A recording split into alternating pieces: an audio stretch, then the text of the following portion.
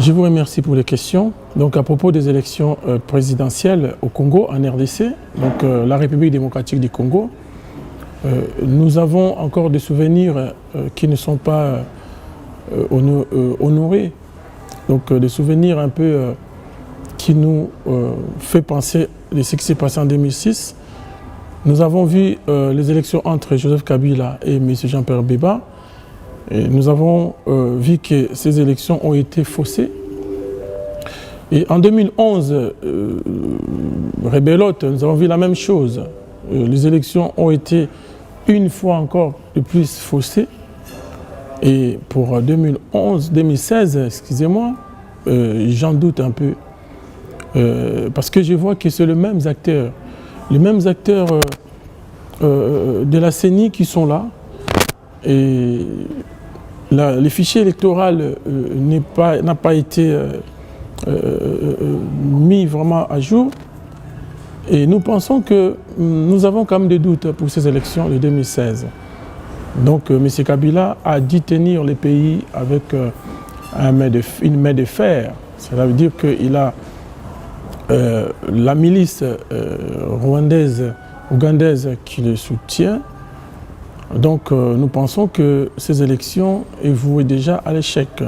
Ou le peuple va se prendre en charge, ou nous irons au maintien du système. Parce que nous pensons aussi que la communauté internationale, on ne comprend pas vraiment sa vraie position.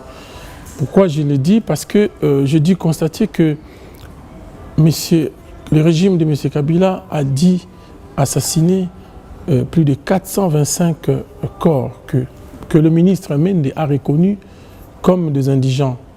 Mais nous n'avons pas oublié que le 19, le 20 et le 21 janvier, le peuple congolais, l'article 23 de la Constitution dit que le peuple a le droit de manifester pacifiquement dans le respect de la loi.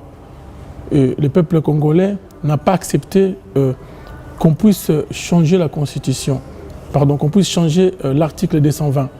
Et le peuple congolais s'est pris en charge et sorti dehors pour pouvoir révolter, pour pouvoir dire non à M. Kabila. Mais le résultat est que le peuple s'est trouvé face d'une milice qui est armée. Donc nous avons un problème dans notre pays, la République démocratique du Congo. Nous avons un pays où il n'y a pas un état de droit, où il n'y a rien du tout. Mais nous ne pensons pas que les mêmes acteurs qui veulent pas que la démocratie arrive au Congo, et c'est les mêmes acteurs qui veulent encore organiser les élections.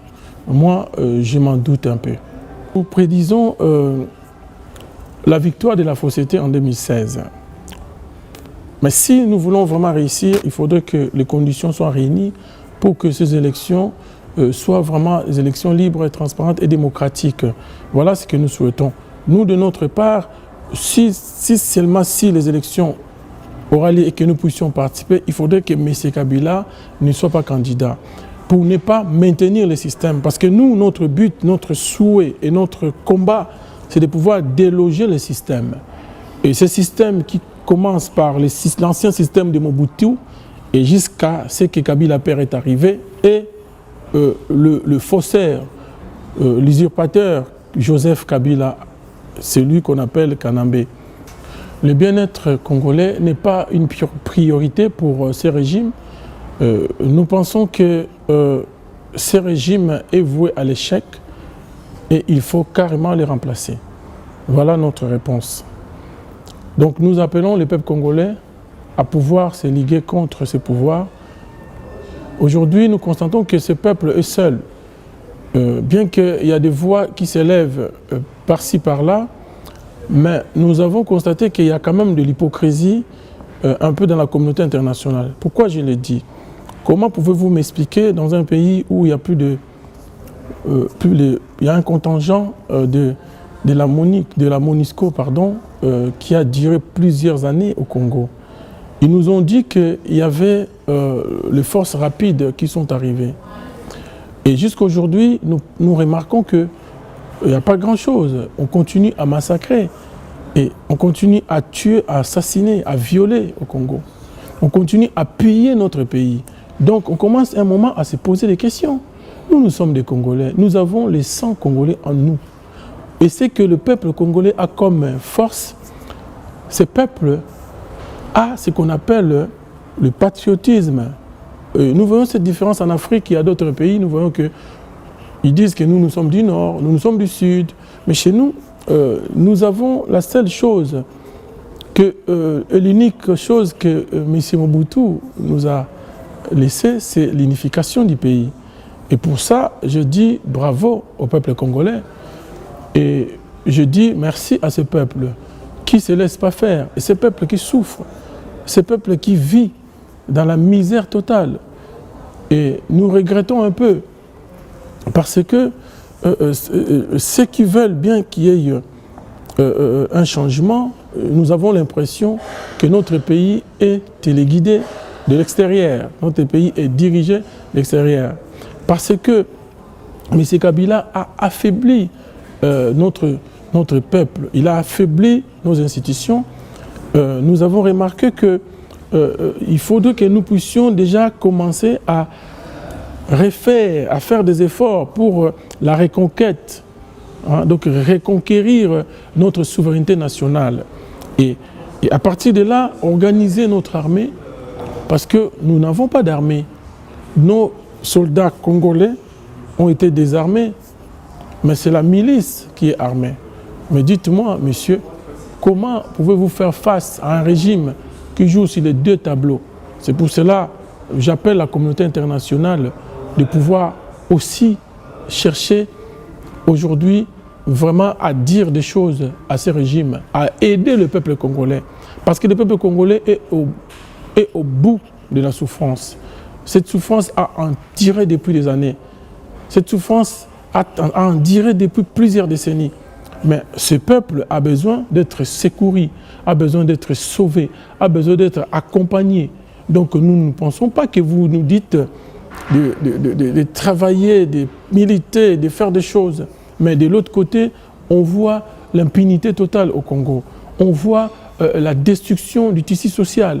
On voit l'éducation par terre. Et voilà, vous me dites comment ces pays peuvent avancer si on doit continuer à faire confiance à ces régimes. Donc, je n'appelle encore, et je le dis clairement, que ces régimes ont échoué et ces régimes doivent être supprimés. Voilà ce que j'appelle ce soir. Je dis au peuple congolais, levez-vous, prenez-vous en charge. Et aussi, les pays, nous devons nous battre concernant le développement économique. Donc, notre peuple meurt de faim. Au Congo, s'il n'était pas la diaspora qui a porté beaucoup d'aide au Congo, c'est la diaspora qui fait vivre ces peuples. Et c'est la diaspora, d'après les études qui ont été faites, que la diaspora envoie presque 1 milliard de dollars par année au Congo. Donc la diaspora travaille plus que le gouvernement qui est en place. Donc dans la diaspora, je pourrais le dire qu'il y a des hommes et des femmes capables de pouvoir diriger ces pays et de pouvoir gérer ces pays et donner le sourire aux enfants du Congo pour qu'il y ait un soleil nouveau au Congo. Donc sur le développement économique, nous pourrions nous-mêmes travailler, nous pourrions développer notre pays et nous pourrions amener ce qu'on appelle la modernité, la vraie modernité, pour que ce peuple puisse avancer. Aussi, nous allons parler de l'éducation et la santé, et puis l'environnement. Ça, c'est aussi des leviers qui peuvent nous aider au niveau économique pour que nous puissions développer notre pays. Donc, j'appelle les peuples à se battre pour se libérer. On n'attend plus la libération du nord ou du sud, mais la libération viendra de nous-mêmes, comme la parole de Dieu nous le dit aussi. Hein, donc, que nous devons ne pas attendre la libération ni de l'Orient, ni de l'Occident. Donc, je peux les changer dans cette façon-là, que nous-mêmes, nous devons nous battre pour s'auto-libérer. Donc, ce régime n'est pas prêt à pouvoir amener le bien-être de ces peuples. Il n'est pas prêt à pouvoir aider ces peuples. Et nous pensons que aussi la communauté internationale est trop timide. Et nous avons vu que concernant le charnier des Maluku, la fosse commune, plus de 425 personnes qui ont été assassinées. Et la communauté internationale nous a dit qu'ils vont bien faire les enquêtes et que les enquêtes soient des enquêtes qui devront être libres, tout ça. Mais nous ne pensons pas cela. Nous pensons que c'est là. Ils veulent bien, au contraire, que ces pouvoirs restent là. C'est les glissements qui se préparent. Et quand on voit de l'autre côté, entre guillemets, l'opposition, qui se dit l'opposition, et nous voyons quand même, il y a trop de soupçons sur cette opposition. Il y a beaucoup de soupçons, mais nous sommes là avec eux. Nous les avons réussi ici dans la diaspora. Mais nous avons constaté qu'il y a beaucoup de choses que nous devons encore apporter pour cette opposition. Donc nous, la diaspora, nous avons un travail à faire. Et ce travail, c'est de pouvoir nous mettre ensemble avec cette opposition, bien qu'il soit ce qu'il est, et que nous puissions nous mettre ensemble et à partir de là pour aller ensemble. Mais bon, nous, dans notre groupe, nous sommes un peu contre les élections, nous sommes contre les élections municipales. Nous voulons que les élections commencent par les élections présidentielles, mais pas avec Kabila. Voilà, pas avec Kabila. Kabila, son mandat est presque à la fin. Donc nous voulons faire des élections, mais pas avec Kabila.